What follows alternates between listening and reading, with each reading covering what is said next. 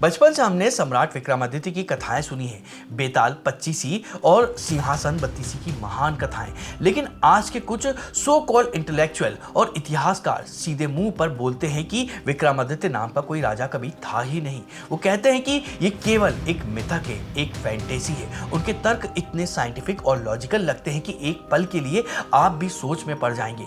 लेकिन क्या सच में ऐसा है, या फिर इन साइंटिफिक और लॉजिकल नकाब के पीछे भारत के इतिहास को मिटाने का सबसे बड़ा गेम चल रहा है? विक्रमादित्य का केस भी बिल्कुल ऐसा ही है। स्टोरी बिल्कुल सिंपल लगती है। 57 ईसा पूर्व में उज्जैनी यानी आज के उज्जैन में एक महान चक्रवर्ती सम्राट थे, जिनने भारत पर आक्रमण करने वाले शकों को बुरी तरह से हराया था और इस जश्न में अपनी सारी प्रजा का कर्जा माफ करके एक नया कैलेंडर शुरू किया था, जिसे आज हम विक्रम संवत कहते हैं। सुनने में एक बहुत ही परफेक्ट हिस्टोरिकल फैक्ट लगता है, लेकिन जब आप इतिहास की डेप्थ में जाते हैं तो ये स्टोरी सिंपल नहीं रह जाती है। क्योंकि जो वामपंथी इतिहासकार हैं वो आपसे सीधा प्रश्न पूछते हैं। वो कहते हैं कि अगर 57 ईसा पूर्व में इतना बड़ा कोई राजा था तो उसका कोई सिक्का क्यों नहीं मिला है?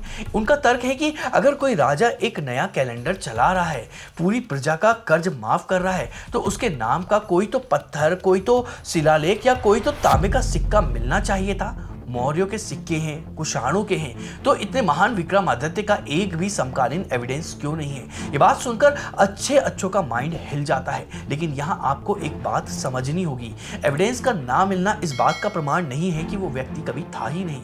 भारत पर इतने विदेशी आक्रमण हुए हैं कि अनगिनत प्राचीन चीजें हमेशा के लिए नष्ट कर दी गई हैं और पश्चिमी इतिहासकार केवल पत्थर और सिक्कों को खोजती है, जबकि हमारा इतिहास पीढ़ियों की यादों और श्रुति परंपरा मतलब ओरल ट्रेडिशन में जीवित रहता है। लेकिन वो इंटेलेक्चुअल यही नहीं रुकते हैं। उनका अगला वार इससे भी ज्यादा खतरनाक होता है। वो मालवा रीजन से मिले हजारों प्राचीन सिक्कों का ढेर आपके सामने रख देते हैं और कहते हैं कि देखो, 57 ईसा पूर्व के आसपास उज्जैनी में किसी राजा का राज नहीं था, बल्कि एक महान गढ़ राज्य का राज था। उन सिक्कों पर साफ साफ मालवान जय लिखा हुआ है, यानी मालवाओं की जीत। किसी विक्रमादित्य का नाम नहीं है। ये वो फैक्ट है जो 90% लोगों को नहीं पता होता है और इसी फैक्ट का लाभ उठाकर वो साबित कर देते हैं कि शकों को किसी एक राजा ने नहीं बल्कि एक पूरे समूह ने हराया था। अभी तर्क सुनकर कोई भी आम व्यक्ति हार मान लेगा, लेकिन वो ये नहीं बताते हैं कि प्राचीन भारत में हर गढ़ राज्य का एक सर्वोच्च सेनापति होता था, जिसे गढ़ मुख्य कहा जाता था। ये पूरी तरह से संभव है कि विक्रमादित्य उसी मालवा गढ़ राज्य के सबसे प्रतापी गढ़ मुख्य रहे हों, जिसने असाधारण नेतृत्व से शकों को खदेड़ दिया हो। शुरुआत में आज जो हम विक्रमादित्य पंचांग देखते हैं, जो कैलेंडर देखते हैं, उसका वास्तव में नाम मालव संवत रखा गया था। लेकिन बाद में उस महान नेता का प्रभाव इतना बढ़ गया कि जनता ने उसे विक्रम संवत कहना शुरू कर दिया। तो क्या इस छोटे से लॉजिक से उनकी सारी थ्योरी क्रैश हो जाती है? हो सकता है कि हाँ, लेकिन रुको, क्योंकि वो इंटेलेक्चुअल अपना सबसे बड़ा वेपन अभी बाकी रखे हुए हैं। वो कहते हैं कि चलो मान लिया कि एविडेंस नष्ट हो गए हैं, मालवा गणराज्य का नेता ही विक्रमादित्य था, लेकिन विक्रमादित्य के दरबार में जो नवरत्न थे, कालिदास और वराहमिहिर जैसे महान विद्वान, वो तो 57 ईसा पूर्व में पैदा ही नहीं हुए थे। उनका जन्म तो 400 साल बाद हुआ था। तो क्या नवरत्न की पूरी स्टोरी ही एक बहुत बड़ा झूठ है? अगर आप सोचते हैं कि केवल सिक्कों और शिलालेखों के ना मिलने से ही बात समाप्त हो जाती है, तो आप उन सो कॉल्ड साइंटिफिक इतिहासकारों के जाल को अभी तक समझ ही नहीं पाए। वो अपना सबसे बड़ा माइंड स्ट्रोक अब खेलते हैं। वो आपके सामने एक ऐसा टाइमलाइन क्लेश रखते हैं जिसे देखकर अच्छे लोगों का दिमाग ब्लैक हो जाता है। कालिदास, वराहमिहिर, अमर सिंह, इनका नाम तो आपने सुना ही होगा। लोक कथाओं के अनुसार ये सब 57 ईसा पूर्व में विक्रमादित्य के दरबार में एक साथ बैठते थे, उनके नवरत्न थे। लेकिन जब आप इन विद्वानों के ग्रंथों की साइंटिफिक एडिटिंग करते हैं तो एक बहुत बड़ा झोल सामने आता है। वराहमिहिर का एस्ट्रोनॉमी और मैथ का जो काम है वो साफ साफ 6वीं सदी का है। कालिदास के नाटकों में जिस राज दरबार का कल्चर दिखता है वो गुप्त काल यानी चौथी और 5वीं सदी का है। तो जो इंसान 57 ईसा पूर्व के 400 से या 500 साल बाद पैदा हुआ, वो उस पुराने राजा के राज दरबार में कैसे बैठ सकता है? ये कोई छोटा मोटा गैप नहीं है, ये सदियों का फासला है। यहाँ आकर आपको लगने लगेगा कि शायद हम सच में एक फैंटेसी को डिफेंड कर रहे हैं, नवरत्नों की जो पूरी लिस्ट है ये ज्योतिर्विंदारभरण नाम के एक संस्कृत ग्रंथ से आती है। कहा जाता है कि इसे खुद कालिदास ने 34 ईसा पूर्व में लिखा था। लेकिन जब मॉडर्न हिस्टोरियन ने इस ग्रंथ को डिकोड किया तो पता चला कि ये 12वीं सदी में लिखा गया एक ग्रंथ है। इसमें एक ऐसी खगोलीय घटना का जिक्र है जो उस समय फ्यूचर में होने वाली थी, लेकिन उसे पास्ट टेंस में लिखा गया था। मैथ्स और साइंस के हिसाब से ये पूरी थ्योरी यहीं पर क्रैश हो जाती है। लेकिन ये लोग यही नहीं रुकते हैं, वो आपके सामने जैन ग्रंथ और हिंदू पुराणों को रखते हैं और उन पर प्रश्न उठाते हैं, उनका मजाक बनाते हैं, खासकर भविष्य पुराण का। वो आपसे कहेंगे कि आप भविष्य पुराण का रेफरेंस देकर विक्रमादित्य को सच साबित करना चाह रहे हैं, लेकिन उसी भविष्य पुराण में मुगलों का, नादिर शाह का और यहाँ तक कि 19वीं सदी की महारानी विक्टोरिया का और कलकत्ता शहर का भी जिक्र है। तो क्या 57 ईसा पूर्व के किसी ग्रंथ में महारानी विक्टोरिया आ सकती हैं? इसे इतिहास में कालदोष कहते हैं, यानी अलग अलग समय की चीजों को एक ही टाइमलाइन में मिक्स कर देना। ये सारे तर्क सुनने के बाद में कोई भी अपनी बात से पीछे हट जाएगा। तनाव इतना बढ़ जाता है कि लगता है कि हमारे पास में इसका कोई जवाब ही नहीं है। लेकिन अब मैं आपको इस प्रॉब्लम का एक अलग ही पर्सपेक्टिव दिखाता हूं, जिसे ये साइंटिस्ट अप्रोच करने वाले लोग जानबूझकर इग्नोर कर देते हैं। जरा सोचिए, जैसे विक्रमादित्य एक नाम नहीं बल्कि एक महान राजाओं की एक उपाधि बन गया था, तो क्या कालिदास भी एक उपाधि नहीं हो सकता है? कश्मीर के इतिहास पर लिखी गई किताब राजतरंगिणी में साफ लिखा है कि राजा विक्रमादित्य के दरबार में मात्रगुप्त नाम के एक महान कवि थे, जिन्हें कालिदास भी कहा जाता था। यानी कालिदास एक व्यक्ति नहीं बल्कि एक महान कवियों की एक परंपरा थी। और रही बात भविष्य पुराण में महारानी विक्टोरिया के आने की, तो हमारे पुराण एक लिविंग डॉक्यूमेंट की तरह रहे, जिन्हें समय समय पर अपडेट किया गया है। अगर किसी ने 18वीं शताब्दी में उसमें कुछ श्लोक जोड़ दिए तो इसका मतलब ये बिल्कुल नहीं है कि उसका जो ओरिजिनल कोर था वो झूठा हो गया है। भारतीय कथाओं में अतिशोक्ति का बहुत ज्यादा उपयोग होता है, बातों को रूपक के जरिए समझाया जाता है, लेकिन उसके सेंटर में एक रियल और हिस्टोरिकल राजा ही होता है। एक और बड़ा प्रश्न है जो ये लोग उठाते हैं, वो ये है कि शकों के आक्रमण का टाइम। वो कहते हैं कि 57 ईसा पूर्व में शकों का इतना बड़ा हमला उज्जैन तक हुआ ही नहीं था, लेकिन जैन मुनियों की रिकॉर्ड कीपिंग बहुत ही सटीक मानी जाती है। शकों का हमला एक बार नहीं हुआ था, वो कई लहरों में भारत आए थे। पहली लहर 57 ईसा पूर्व में आई, जिसे मालवा के उसी प्रतापी लीडर ने कुचल दिया, और दूसरी लहर लगभग 100 से 150 साल बाद आई, जिसे बाद के राजाओं ने हराया। हमने नवरत्नों का गेप समझा, पुराणों का लॉजिक देख लिया और शकों के हमले को भी डिकोड कर लिया, लेकिन अब हम एक ऐसे एक्स्ट्रा ऑर्डिनरी नॉलेज की तरफ बढ़ रहे हैं जो केवल इतिहास नहीं बल्कि प्योर साइंस और एस्ट्रोनॉमी है। एक ऐसा सच जो इन सारे अधूरे जवाबों को एक झटके में पूरा कर देगा। अगर शकों का हमला 2 बार हुआ तो फिर 57 ईसा पूर्व के विक्रम संवत और 87 ईस्वी के शक संवत के बीच में ठीक 135 सालों का गैप क्यों है? क्या ये केवल 2 राजाओं की डेट ऑफ बर्थ का अंतर है, या फिर इस 135 साल के गैप में अंतरिक्ष के ग्रहों की कोई ऐसी चाल छुपी हुई है जिसे इतिहास के सारे समीकरण पलट कर रख दिए हैं? आखिर 57 ईसा पूर्व में आसमान में ऐसा क्या हुआ था? अब मैं आपको उस फॉरबिडन ट्रुथ की तरफ लेकर चलता हूं, जिसे समझाने के बाद ये सारे डिबेट्स, सारे साइंटिफिक और लॉजिकल प्रश्न एक झटके में डिकोड हो जाएंगे। हमें लग रहा है कि अब हमें सारे पर्सपेक्टिव मिल चुके हैं और अब हमें इन सारे डॉट्स को कनेक्ट करना है। अब मैं आपको एक ऐसी डीप खगोलीय सच बताऊंगा जो उन खुद साइंटिफिक कहने वाले इतिहासकारों को भी नहीं पता होगी। ये वो सच है जो इतिहास की किताबों में नहीं है बल्कि ग्रहों की चाल में लिखा गया है।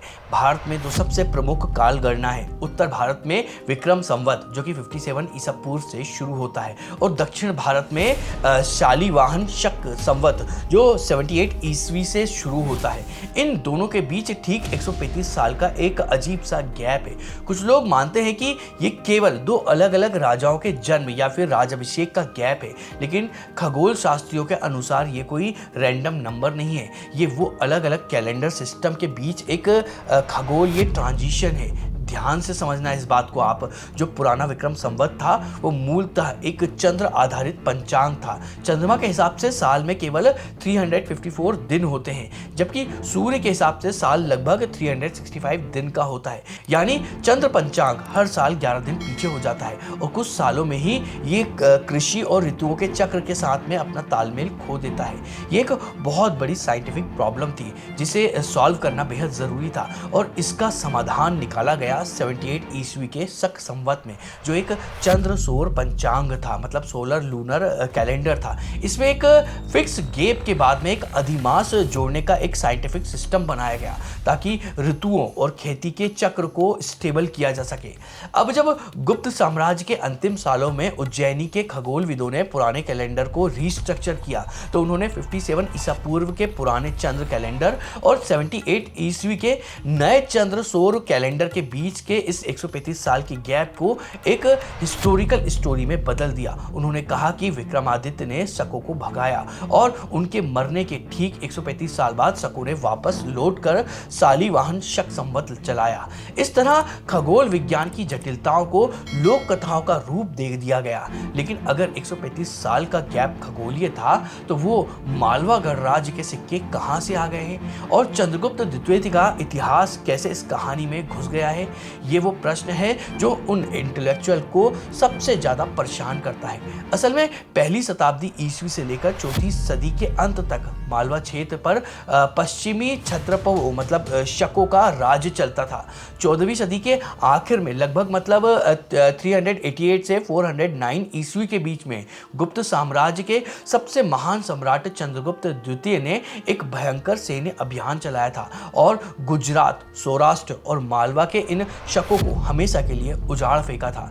इन युगांतरकारी जीत के बाद में चंद्रगुप्त द्वितीय ने उज्जैनी को अपनी दूसरी राजधानी बनाया और शकारी मतलब शकों का शत्रु तथा विक्रमादित्य मतलब पराक्रम का सूर्य की उपाधि को धारण किया था। यही वो काल था जब असली कालिदास और वराहमिहिर जैसे महान विद्वान उनके दरबार में बैठे। अब सदियों बाद हुआ ये कि जनमानस ने चंद्रगुप्त द्वितीय की इन महान ऐतिहासिक उपलब्धियां, उनके दरबार के नवरत्नों के ज्ञान और सातवाहन राजाओं के शौर्य मतलब जिन्हें दक्षिण में शकों को हराया था, इन सबको अपनी स्मृतियों में समेट लिया है। और जब गुप्त साम्राज्य का पतन हो गया तो वो लोक स्मृतियों ने इस महान राजाओं की विजय कथाओं को जन्म दिया है। मालवा गणराज्य के 57 ईसा पूर्व के पुराने कृत संवत के साथ में जोड़ दिया गया। उन्होंने 400 साल बाद के चंद्रगुप्त द्वितीय को और 57 ईसा पूर्व के मालवा गणमुख को एक ही आदिनायक के साँचे में ढाल दिया है और इसी तरह जन्म हुआ उस महानायक विक्रमादित्य का जिसे आज हम पूजते हैं। तो हमने देखा कि कैसे 57 ईसा पूर्व का मालवा गणराज्य, कैसे गुप्त साम्राज्य के चंद्रगुप्त द्वितीय और कैसे 135 साल का खगोलीय ट्रांजिशन सब मिलकर एक ही विक्रमादित्य की इमेज बनाते हैं। अब आपके सामने न केवल वामपंथीय इतिहासकारों के सिक्कों वाले प्रश्न का जवाब है, बल्कि आपके पास में नवरत्नों की टाइमलाइन और 135 साल के खगोलीय गैप का भी परफेक्ट लॉजिक है। अगर कोई आपसे कहे कि भविष्य पुराण गलत है या कालिदास का टाइम नहीं मिलता है तो आप उसे बता सकते हैं कि इतिहास केवल एक राजा का नहीं बल्कि कई राजाओं की उपाधियों और महानताओं का एक कलेक्शन है।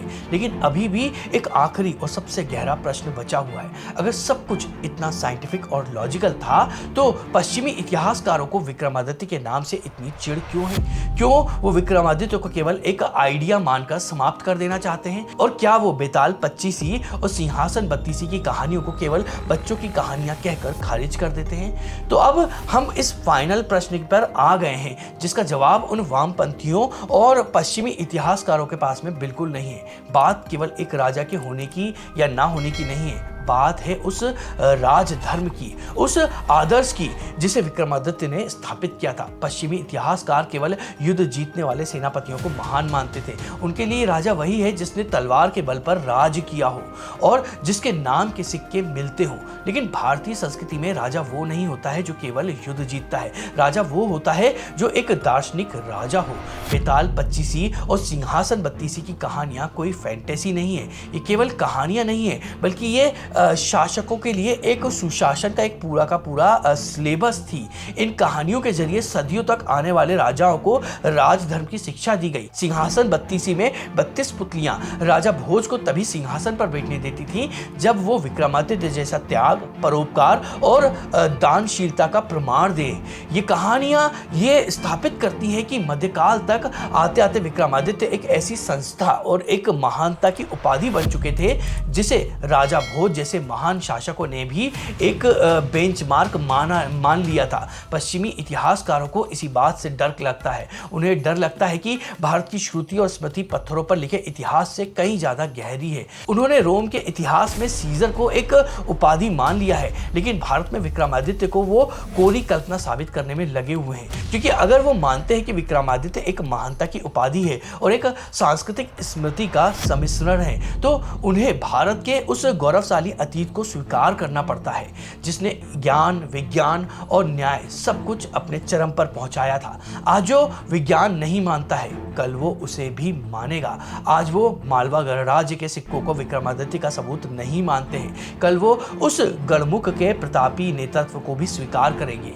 आज जो खगोलीय गैप को 2 राजाओं की डेट ऑफ बर्थ मानते हैं, कल वो चंद्र और सूर्य पंचांग के इस साइंटिफिक सिस्टम को भी मानेंगे। विक्रमादित्य कोई हाड़ मास के हिस्टोरिकल इंसान नहीं थे, बल्कि वो उन सभी ऋणकर्ताओं की एक इमेज थी जिन्होंने विदेशी आक्रमणों से भारत की रक्षा की। चाहे वो 57 ईसा पूर्व का मालव गणमुख हो या फिर गुप्त साम्राज्य के महान चंद्रगुप्त द्वितीय मतलब सकारी हो। तो फिर अगली बार जब कोई सो कॉल्ड साइंटिफिक इतिहासकार आपके सामने आकर खड़ा हो, तो आप उसे केवल पत्थर और सिक्के मत दिखाइएगा, आप उसे ग्रहों की चाल, मालवा गणराज्य का संविधान और 135 साल का खगोलीय गणित भी समझाइएगा। आप उसे बताना कि हमारा इतिहास केवल किताबों में नहीं, बल्कि हमारी संस्कृति और विज्ञान के संगम में लिखा गया है। इतिहास के पन्नों में ऐसे और भी कई रहस्य दबे हैं जिन पर हमें अपनी आंखें से पट्टी हटानी होगी।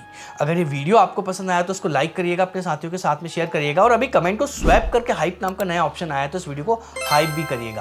और हम इसी तरह से रोचक विषयों पर वीडियो बनाते रहते हैं। अगर आप उन्हें देखना चाहते हैं तो उसके लिए हमारे चैनल को सब्सक्राइब करिएगा। तो चलिए मिलते हैं अगले किसी और रोचक विषय पर।